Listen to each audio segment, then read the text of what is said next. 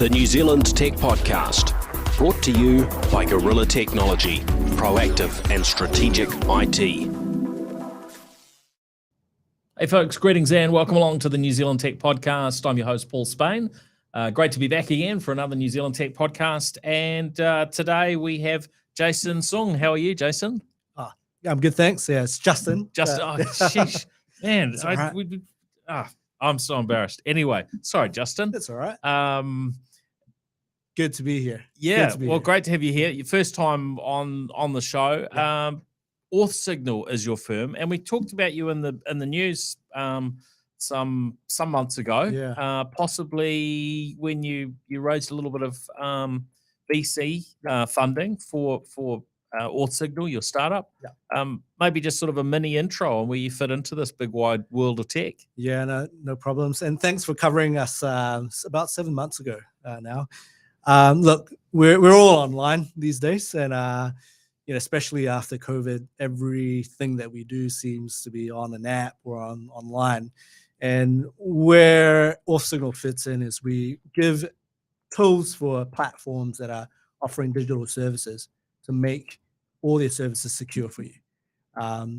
We're hearing breaches and people getting scammed and money coming out of bank accounts. We're here to change all that and stop all that from happening. Look, it's a best time to start a company like this when everyone's going online, and it's exciting to do this from New Zealand because we haven't really seen a lot of businesses like this come out of New Zealand. Yeah, I think it's really exciting, really encouraging. So looking forward to delving in more and hearing a bit more of the Authsignal story during the show. But to start up, there's lots going on in the news, and some of it's definitely New Zealand related. We got Twitter in the news there again. We try to ignore them, but I don't know. Mr. Musk is continuing to capture attention, put it that way. So we'll dive into that. Some interesting news from Meta around how they're looking to protect teens. We've got some fascinating news there out of the US around a digital dollar pilot.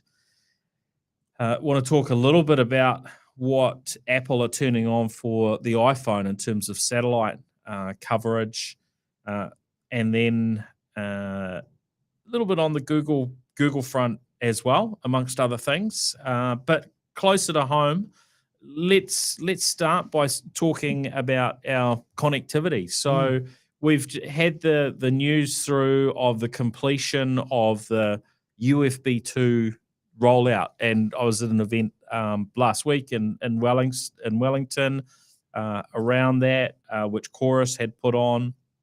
What that completion means for New Zealanders is we're now at a point where it's 87% of the population have that opportunity to have fibre to their home. Wow. So fiber's available to order, and of course we've seen a higher and higher percentage of New Zealanders that have moved to fibre.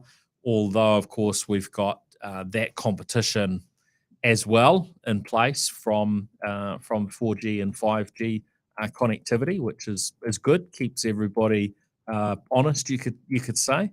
But I thought, really, really pleasing that we've reached that milestone. And some listeners may recall the original UFB program was designed to hit 75% of the population. So that was the target, and what we saw was government put more money in and really get to a much bigger percentage of the population. I suppose you could look at it and sort of say from that initial 75%, they've then taken 50% or a bit over 50% of those that are remaining onto fibre, which I think initially just that initial investment was such a big deal. No one was really sure whether they would extend it. The interesting thing now, we did talk a little bit about this last week, was the push to maybe go further with fiber, right? And so that's what we'll delve into in December. We've got Chorus coming on to NZ Tech Podcast, and we get to hear some of their perspectives and delve into what's happening in some other parts of the world and how that plays out. But I was catching up with somebody yesterday. He lives in a rural location, and his point to me was, Paul, why shouldn't we have fibre to every single home in New Zealand? We have copper connectivity for phones. That was something that was done a long time ago, and virtually every location in the country ended up with copper connectivity. Now, of course, when you put yourselves in the shoe of the consumer that lives in a house, totally get why you would want the fiber. On the flip side, getting fiber to a home is a lot more expensive than a bit of copper wire, isn't it? So that's the challenge on that front. And so we've got that aspect that's going on, and then what ties in with it is that the government have made their announcement late last week from Minister Clark, Honourable Dr. David Clark, that they and in the budget they put aside $60 million in the last budget for rural connectivity package, but 15 million of that was allocated towards funding what they call the remote user scheme. And you and I, Justin, were looking at before the show started a little graphic that's up on the Crown infrastructure website around the remote user scheme, and this actually is, it's a good way of sort of, I guess, in a pictorial way showing how people are connected. And so the middle ring in their kind of view of things, UFB, which covers 412 cities and towns, 1.8 million households and businesses. And now we're at that about 87% of the population. Then they talk about the urban fringe, rural capacity upgrades, then the rural broadband program, and they're saying up to that point, UFB, urban fringe and rural capacity upgrades in the rural broadband program. Say after these three programs are complete, 99.8% of the population will be able to access a broadband service. So this new remote user scheme, the way I'm reading it here anyway, is talking about the last 0.2%. That's amazing. And giving connectivity. So we've really come a long way as a country. Yeah. Obviously, there's Starlink, which was something that wasn't available previously. Any prior sort of satellite internet was always pretty average. Yeah, I think credit is due to the government here. We like to bash government for other things, but man, have they done the fiber rollout pretty well? I think even friends and folks across the ditch are still complaining in their cities of their NBN rollout. So it's pretty amazing that we've done that in New Zealand. Yeah. So I'm kind of curious as to how this whole thing will look and exactly how that investment goes, and really can Chorus and others sort of make a good argument for there needing to be fiber going further, because obviously that's the gold standard. That's why we've got it for 87% of households. But if I had to guess, I would imagine for us to hit that last 13%, it would probably cost maybe more than what it cost to do the initial 87%, right? So that's the flip side on these things.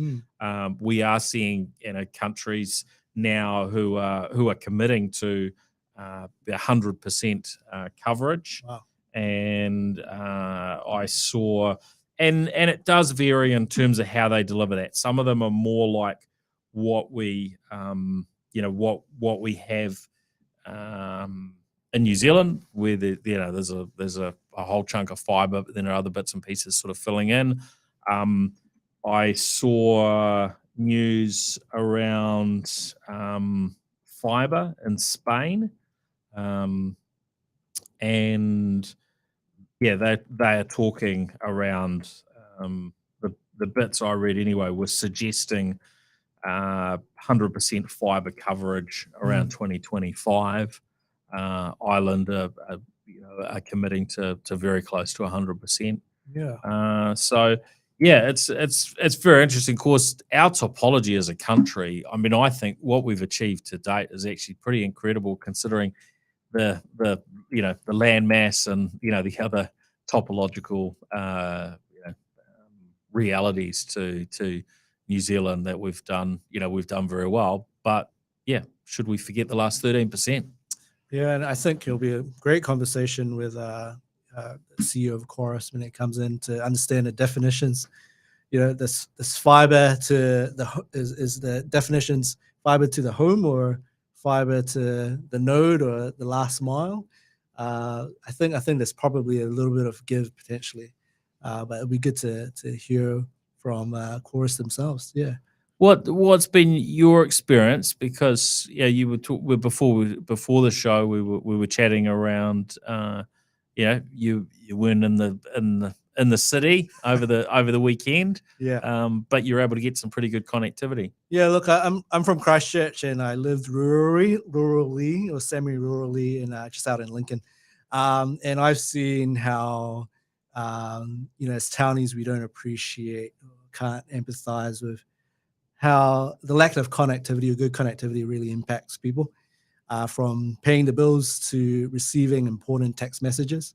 But my story was I watched the All Blacks from a rural part of New Zealand with no problems, and that was all through Starlink. So that not a paid advertisement here for Elon, but it's amazing how far we've come from being able to just stream live sport from our phones.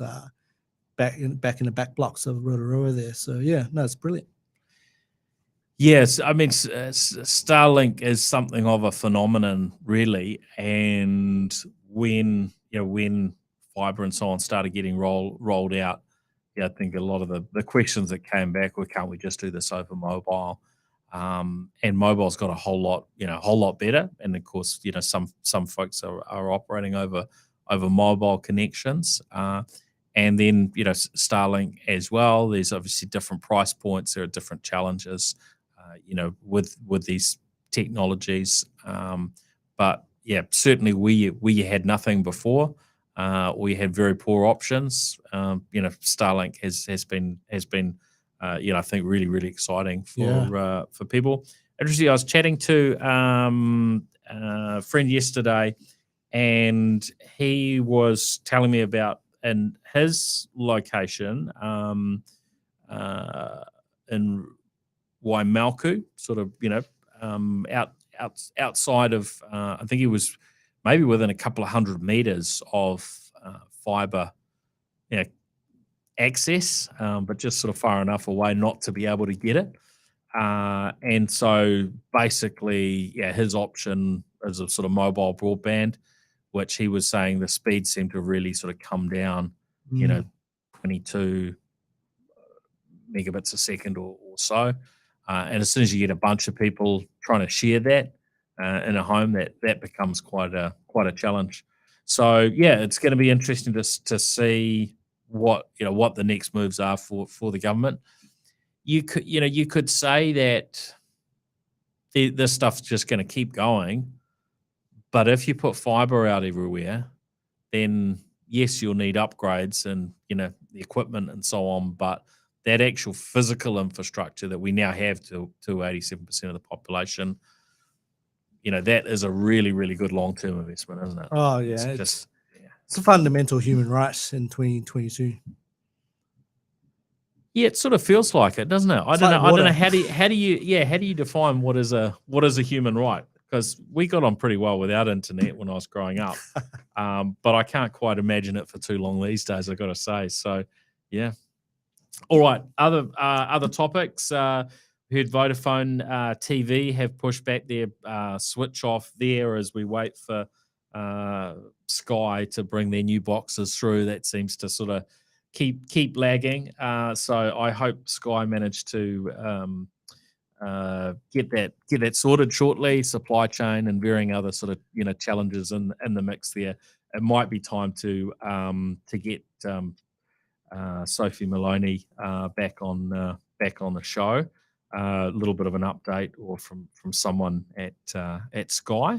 I think certainly Sky seems to be in a better position now than when we first sort of started talking about them a few years ago.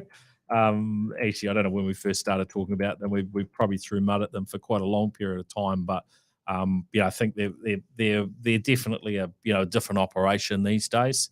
But there's still a risk that we end up in a country that doesn't have a provider like Sky. If they end up setting the market to global kind of streaming giants.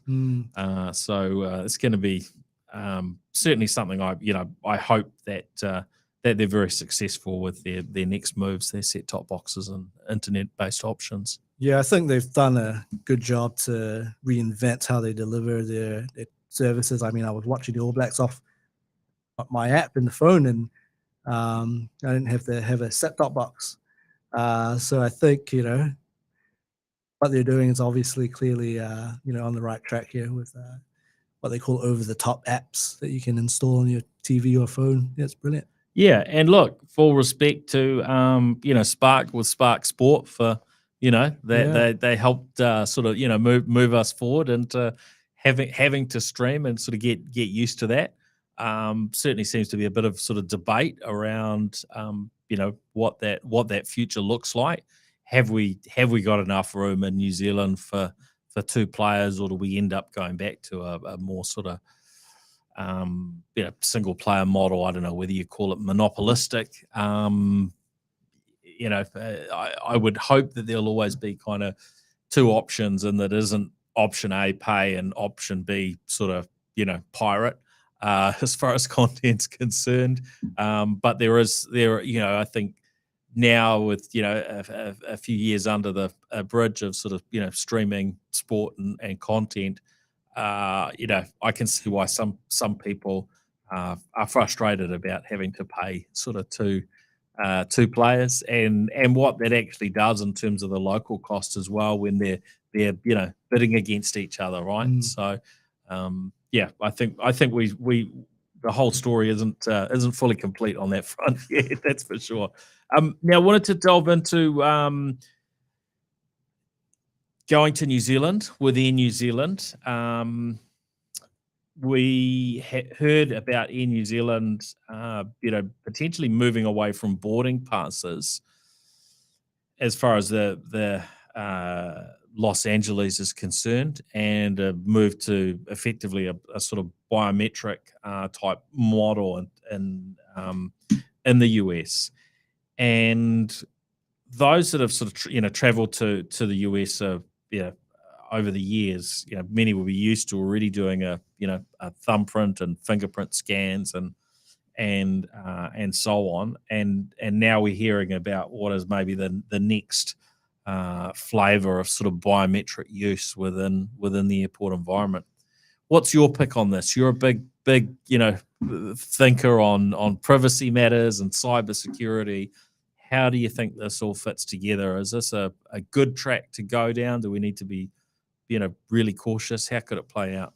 Well, I think, based on the news article and the news from Air New Zealand, is there's a huge obsession over the customer experience, and clearly they want to provide this level of service where someone turning up to the airport is not greeted by layers of bureaucracy and form ticking and all that stuff that we all love to do when we head overseas. So it's very promising to see that, that we've got people thinking about that kind of experiences and really leading the charge there. But, in terms of the broader question around privacy, and security. Well, we got to take it very, very. We can't take it lightly. It's the government's role into regulating how we use our data. I think that's very important, and I'm pretty hopeful that, that in New Zealand that someone picks up something around privacy regulation, because I think that's something that we're missing here in New Zealand. When you're looking at Australia, because of recent events, you're seeing a huge regulatory kind of pressure to bring something in. So, look, and this is why our company exists. We love balancing the customer experience, making it super seamless for people to do what they need to do, and also balance the fact that privacy and security needs to be there 24/7. Yeah. Yeah, and look, we've already seen, governments in numerous countries, and including the US, kind of get caught out on privacy matters. I remember, they have these cameras at the US borders that were taking imagery of license plates and whatnot, and then that was sort of being referred back to a database, and then it turned out that there was a third party government contractor involved in that whole thing. It wasn't all in-house, fully sort of secured, and the data ended up getting compromised, right? So it's really important that this stuff is done well and done right. And I'm not sure that we fully as society have our head around what's appropriate in terms of biometrics and how we keep that safe and secure, and where are the right places to use it. I noticed yesterday on the way into work some new cameras along my commute journey that I don't remember having seen before. They were quite close to each other. What made it sort of jump out of my mind is I was talking to somebody that commutes down Authsignal Road in Birkenhead on Auckland's North Shore, and they said that, and I don't know what the exact number of cameras on there, I might have to look that up, but it sounded like it was in the sort of 1 to 200 range of cameras down this particular stretch of road, basically there to discourage people from jumping in the transit and bus lane unless they actually had enough people in their vehicle, right? So using camera AI to kind of figure that stuff out. But of course, how else does this get used? How do you make sure that data is looked after appropriately? And what other dots do you sort of join up and then end up with a kind of map of where people are tripping around? And if you're doing that, what's the societal benefit versus sort of the risks of getting it wrong, and having a map of what people do. And we have to really balance these things, right? Yeah, it's a mix. I think a mix of technology and regulation and frameworks to help us navigate that. I think one thing that I'm really excited about is our sovereignty of our data and being able to choose who and how we share our data. I think you're going to see more of that throughout the next few years, where us as individuals, we decide who should get when and where. Okay, so the 200, which I think was the number that was shared with me, I'm not seeing that in my initial look, but certainly Herald information around actually vandals smashing up some of the cameras is from a few months ago, and they talked about 68 new cameras on there. So that's the new ones. So if there were other ones that were there in addition to that, then you definitely create something that will have people sort of feeling uneasy. And the reason that these ones were, so I said the 68 cameras were placed in 17 transit zone, 9 towards the city, 8 towards Birkenhead, which can be used by cars with 3 or more people between relevant hours and so on. And residents took to Facebook to vent their frustration at the cameras, and people saying, look, we're not surprised that vandals have taken them. Now, in that case, though, I guess they're at a height to be able to see you inside your vehicle. So we're used to ones that are really, high up just to maybe pick a number plate.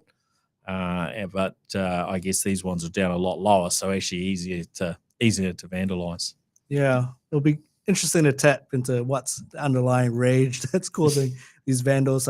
Probably the fact that, probably a very good revenue generation scheme for whoever's collecting the ticket there. Right. Yeah. So it's cost someone a lot of money. So that's their way of maybe of pushing back. Yeah. I mean, could be. I mean, I don't think most of us are going to go out there and be smashing up cameras, but that's always going to be probably a response from some people until such time as there are enough cameras around and enough tracking that they can work out who it is that's smashing them up, and then maybe that activity stops. But anyway, let's not go there. That's it's getting further down the rabbit hole of these sorts of things. Now, moving on, we've seen news about US banks, including the New York Fed, starting a 12-week US digital dollar pilot. Now, I find this interesting because we're starting to hear more and more noise around this idea of central bank digital currencies, which is, I guess, exactly what this fits into, which you could compare them to sort of cryptocurrency and Bitcoin in a way, purely a digital currency with no dollar notes and so on, nothing physical. And it seems like there is a lot of change afoot. Of course, China have led the way in this direction to a degree. But when I saw Reuters reporting on this, I thought it was pretty interesting. MasterCard, HSBC, Citigroup, Wells Fargo, amongst those that are part of this pilot. So I think it's an area worth keeping a little bit of tabs on, and just it's important for us to understand what's changing, where's technology taking us, and how do we take advantage of these things, or whether that's at a national level, or I guess all of these things create new opportunities, but potentially there are flip sides to the coin as well. So it's important to keep current. Yeah, no, for sure. And there's two worlds colliding at the moment. People who are from our current world of centralized institutions versus the ones who are on the extreme, or the purists from the crypto side of the world, where they believe in decentralization. So the fact that you've got central bank digital currency in your acronym, I guess, gives a little bit of a clue that maybe the potential upsides to this is not as pronounced as maybe we'd like to see from a decentralized purist point of view. Yeah. For those that are sort of interested in a little bit more in these sort of matters, we have another show called the New Zealand Everyday Investor, and I noticed that Darcy has sort of been delving into some of these topics. He's certainly covered crypto for a long time, and CBDCs, as it's shortened to, seems to be one of the current topics that he's been covering. So if you're kind of interested in finding out a little bit more, then that's a good place to go. Darcy Ungaro, NZ Everyday Investor. Of course, he does pop up here on NZ Tech Podcast from time to time as well. Now, Apple have now gone live with the satellite based SOS tool for the iPhone. So if you happen to, which won't be a huge percentage of our listeners, but if you happen to be in the US, Canada, then with an Apple iPhone 14, you can get a level of coverage when you're nowhere near a traditional cell network.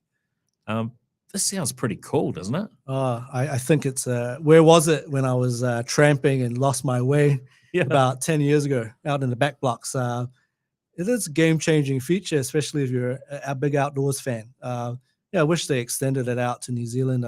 Definitely shift me away from Android just for that feature. Yeah. Yeah, well, you've got that on one side. So you've got Apple doing that. On the other side, in the US, at least, we've heard, and who knows when it's coming, and whether the timing of the announcement was in fact aimed squarely as a sort of compete against what Apple are up to. But we heard about SpaceX and Starlink adding a capability to basically have cell sites that sit on their Starlink satellites in the future.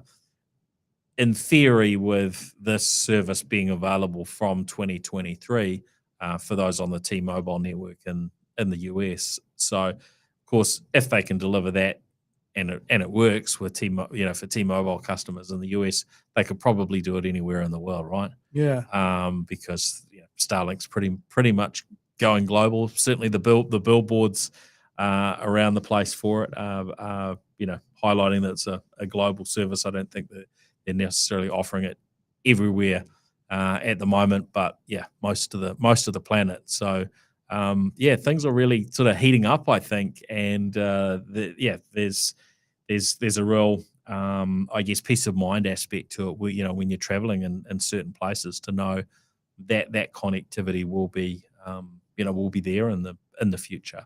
Obviously, much better in general to have access to full coverage and so on.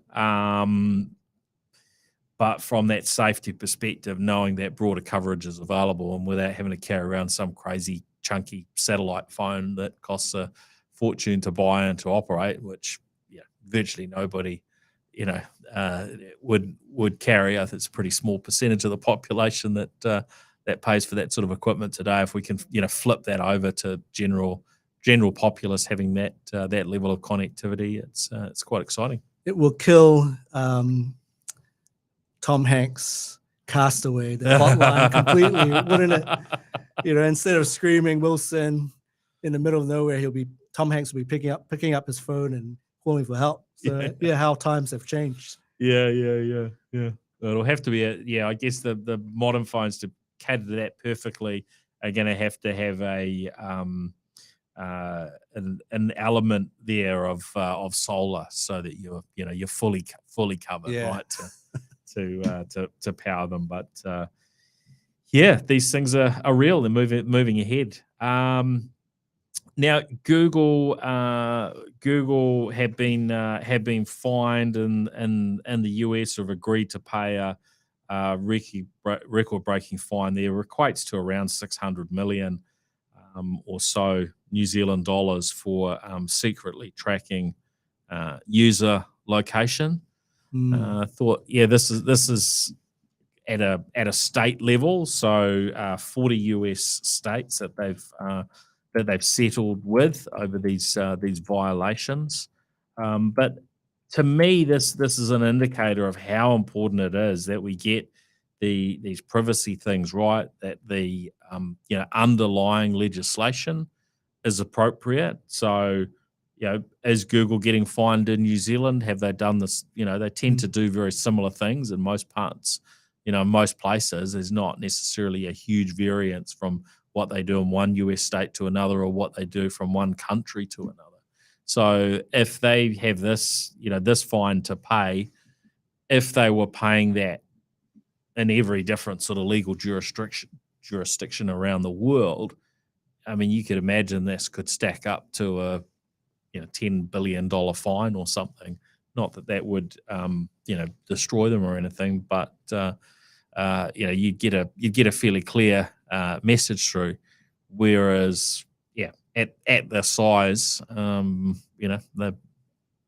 forget about it in time, you would think. So there is, to me, a need for us to keep working on these things, and not just for private organisations, but that we do get that balance, and we keep pushing forward in terms of legislation, what's appropriate from a government perspective and from a private enterprise perspective.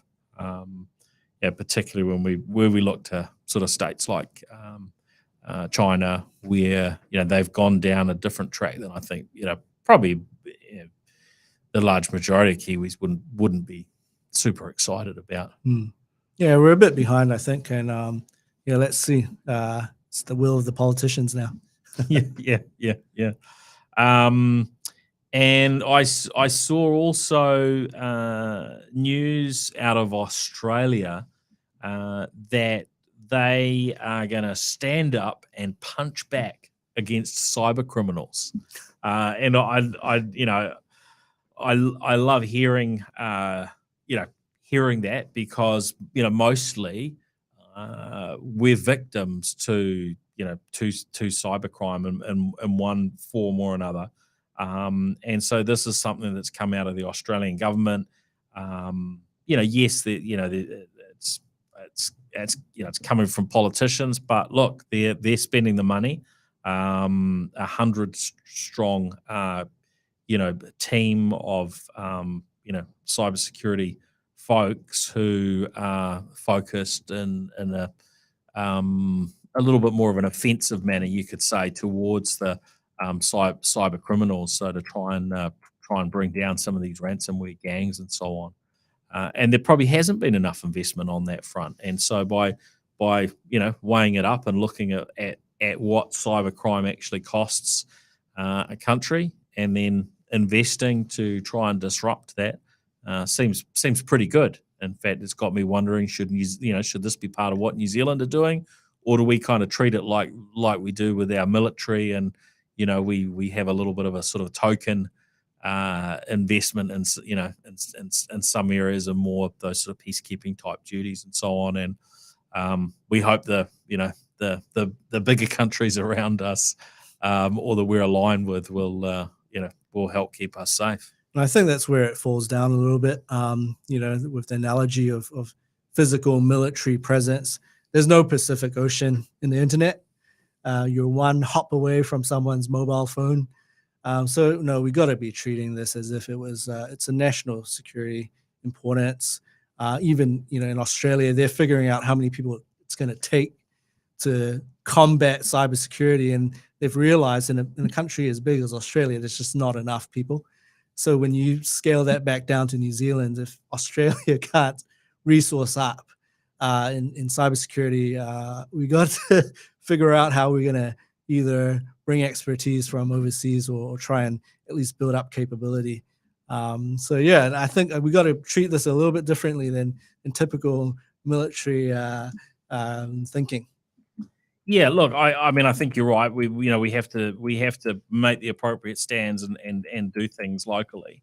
But I can also see a perspective in terms of, and you could compare it to all sorts of things, climate change and so on, right? As like, how much do we need to invest, and how much difference does it make? So, one side of the coin is, well, we've got to do our fair share. The other is, can we make a difference because we're so small? And I can kind of see both of those angles.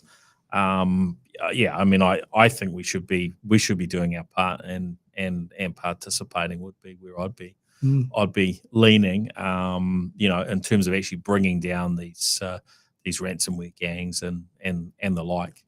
And I think we should be able to play a good part in that. We've got smart people here in New Zealand. We can't just sit on the sidelines and let ourselves be attacked. Now, before we sort of jump into hearing what the ins and outs on Authsignal, there's been a bit going on in the social media world, as we know. Meta constantly in the news, and some I guess some interesting pieces going on there. So the latest announcement that has come out of Meta is how they are working to protect and safeguard teens on the platforms of Instagram and Facebook.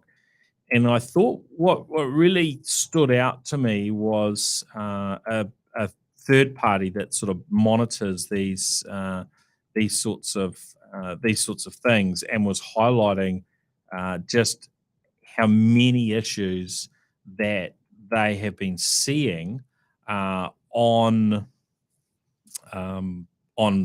Meta's platforms, and I think specifically Facebook, compared to others such as TikTok. And so they talked about sort of hundreds of thousands of reports of issues with, say, TikTok, but Facebook was 22 million. So tracking some very interesting differences. Now, I don't know how you align those things and whether you actually can or not, but it did seem to sort of point to there being some major issues in terms of how how much sort of dodgy and inappropriate activity might go on. Particular focus seemed to be around sexploitation type issues, and how youngsters maybe get pulled into sort of sharing nude images and so on through these platforms, and then folks coming back and trying to exploit them.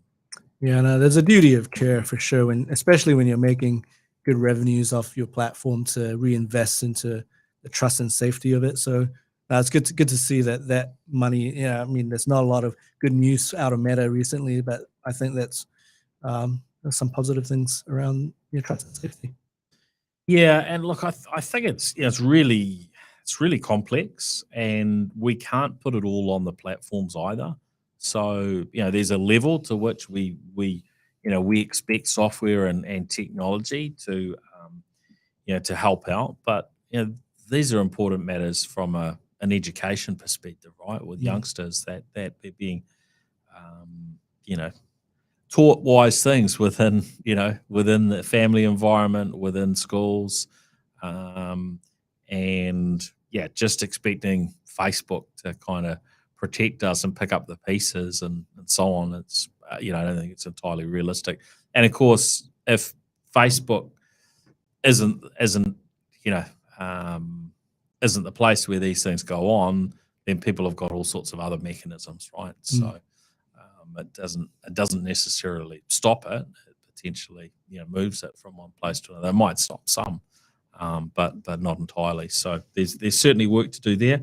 And then of course Twitter's been just a lot of madness continuing there. It was a bit of a shock to me to see, Donald Trump reinstated onto Twitter. We'd heard from Musk that there was going to be a group established who would be deciding who was coming back onto the platform and so on, and this independent group was going to have a great mix of individuals who were going to figure this stuff out. Next minute, he's throwing up a little poll on Twitter, and Donald Trump's account's been reinstated, and then you saw sort of flow on Phil Schiller, CNBC, and so on, bailing off Twitter. Although then I see CNBC's already kind of come back, and it all left me with the question: is Elon Musk just playing us? because all of this stuff, it's all through the media, all the time at the moment. And what is it doing? It's mostly actually seems to be driving up engagement on Twitter and driving followers for Musk. I saw the numbers of followers for Trump. I think when he first was on the platform, I saw some numbers saying he started with about 2 million, and when I looked today, it's about 85 million. Now that seemed to have stopped. So maybe they were going through some sort of process to kind of recover his old followers or something that didn't happen initially, restore some old backups, who knows. But it just seems to be publicity in every direction, good or bad. And what do they say? No, all publicity is good publicity. And you think Musk is kind of playing us all with all these crazy antics and what look like just bizarre moves? Or Yeah, love him or hate him, he's clearly doing something right. I mean, he walked into Twitter's offices with a kitchen sink. I mean, if that's not entertaining, I don't know what is. But yeah, look, I think it's interesting, great discourse, great for humanity to be having this sort of discussion. Twitter is a public town square equivalent in our digital age, and the motivations of people threatening to leave. I mean, we need to really figure out, is it because there's a fundamental issue with the platform, or because you disagree with someone else's point of view? I think, it's very interesting times we live in, and we're seeing it all play out in front of our eyes on Twitter, which, for me, it's definitely got me glued. I do check it every morning. Yeah. All right. Well, we'll keep watching and probably keep talking about it. Now, time to delve in a little bit onto Authsignal. Tell us, what's the position of Authsignal now in terms of your offering to the market, in terms of your product, and how are you going to help Kiwis and other other organizations, I guess, with your tools and your software? Yeah. How does it help? Yeah, thanks, Paul. Look, I've spent the last 10 years building fintech platforms for customers, and the whole aim of fintech and all these apps that you now download on your phone is to just make it really easy to deal with your money.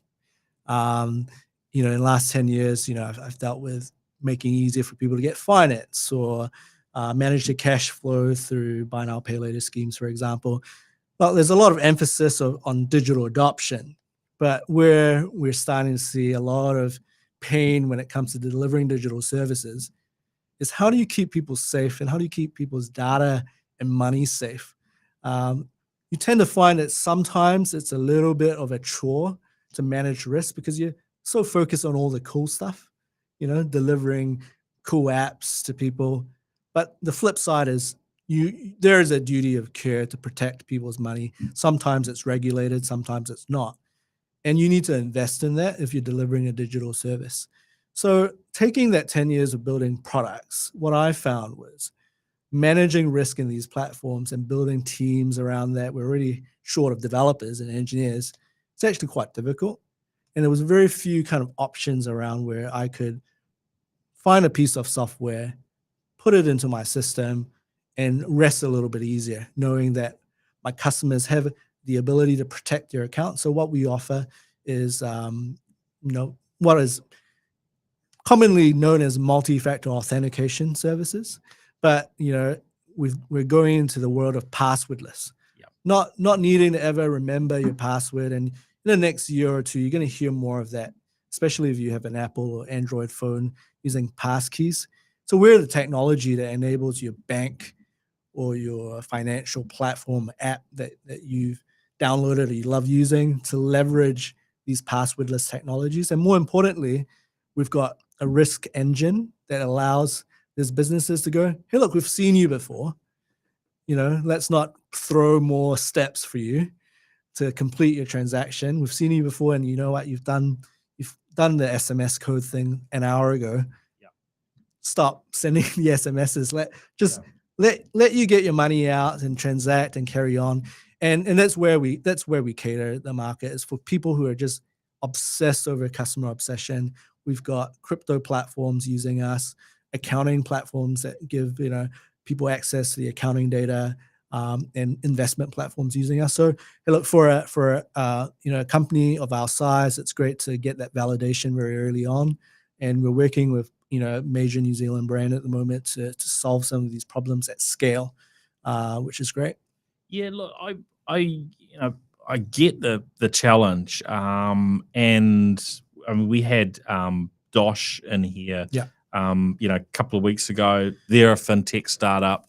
I imagine they're going through exactly this challenge, and I'm picking they're not a customer of yours at this point in time. I can't confirm or deny, but anyway, yeah. what happened to me was I signed up for their platform. I put some money in. It's all working. It was all that looks good. I jumped to another phone, and yeah, I mean, who knows exactly what the trigger was, but I went to another phone. I went to sign into the app, and somewhere in that process, whatever the signals were that they were picking up, decided, hey, this is we can't let Paul in, and this is where the user experience piece sort of didn't work in my case. And it might have been, look, it could have been really legitimate, but basically it was like I now need to get hold of them because my account is entirely locked at this point in time, right? Exactly. And so these are the sort of the user experience things where what you want is that seamless experience that kicks people to the curb when they're hackers and dodgy, but when it's a legitimate customer, that it all molds and shapes together around you and gives you a lovely experience. But yeah, and I know that there's an email sitting there from them saying, look, we saw this thing on your account, you need to get in touch and it'll all be good. I just got busy since that happened, probably a week ago, and it hasn't happened. So it's not good for it's not good for their success. It's not good for my my use of the platform. So yeah, I totally get why we need this this stuff. I'm glad you do, and because we can empathize with this, right? We've all been overseas, used our card somewhere else, and then you get blocked, and it's midnight here in New Zealand, and you're on the other side of the world trying to get to a Lion King musical. That was my problem. Yeah. And I just couldn't get into a black cab because I couldn't pay for it. And it's these things that we've inherited from the old school financial system. And we're trying to build these apps that are live 24/7. So you're right. Good customers should just be let through without any dramas. And that's where the balance is. And what's tricky is determining the experience for a potential a bad user versus a good customer. Yeah, So and that's part of the challenge, right? Somebody could be using your tools and still not get the perfect experience, but you're giving them the tools that are going to make it much quicker and easier for them to deliver that, an experience that hopefully rides that line correctly. And it was interesting looking at your website with some of the little bits, rules and risk scores and different bits and pieces, and it makes it look very easy. I haven't had a look in behind the scenes, but look, I think we're developing these platforms. Usually there's a need to move very, very quickly, and actually developing this stuff takes a long time. So exactly, knowing that you've got a team there sort of building that, doing it well, that I can see being being something that plays out very well. So what do you see that sort of startup journey looking like for you over the next few years ahead? Because it's been just sort of earlier this year that you raised some funding. Can you tell us a little bit about that experience and when you'd expect to need to get more? Look, we're very fortunate to have a lot of tailwinds in our industry.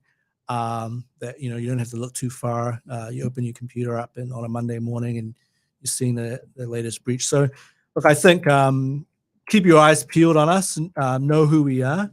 If you are a digital platform, thinking, wanting to sleep easier tonight, get in touch with us, because we're going to be powering a lot of experiences here in New Zealand and abroad. We've got users signing up from America, Australia, New Zealand, APAC. So it's exciting times for us. And for me, I'm passionate about keeping users safe and stopping the bad ones. So it's great to be doing it here from New Zealand, and we hope to be a bit of a standard bearer to see more of these companies come up. We tend to have a few trailblazers. You've got your Rocket Labs and Zeros, and we hope to set a bit of a blaze a bit of a trail as well for these sort of what we call API businesses and B2B businesses. Yeah, well, I mean, it's kind of good for everyone involved, right? Having access to tools like yours, because new platforms can be developed quicker, but they work better for everyone. So yeah, and I think every software developer leverages all sorts of other components, and it's a matter of kind of knowing what you should be drawing from and what you should be developing yourself. It's a little bit like that age-old thing of, do we develop some software or do we use something off the shelf? Well, now software development's in exactly that same, you're in that same boat around every little bit within your software. Do we develop this, or do we go to someone that specializes in that piece? And when it comes to security, I've definitely leaned in the direction of use the best components from the best companies.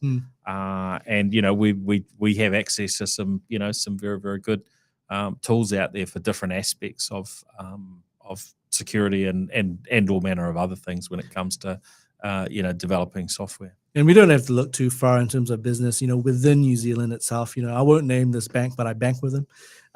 Their security protocol when you log in is asking what my favorite sports team is. I've just told you that I woke up at 6:30 to watch this particular team, so that's enough. And when you're a New Zealand bank, it's not too far to guess that. So look, I'm here to be a ear to anyone that wants to just lean on some experience, and happy to help.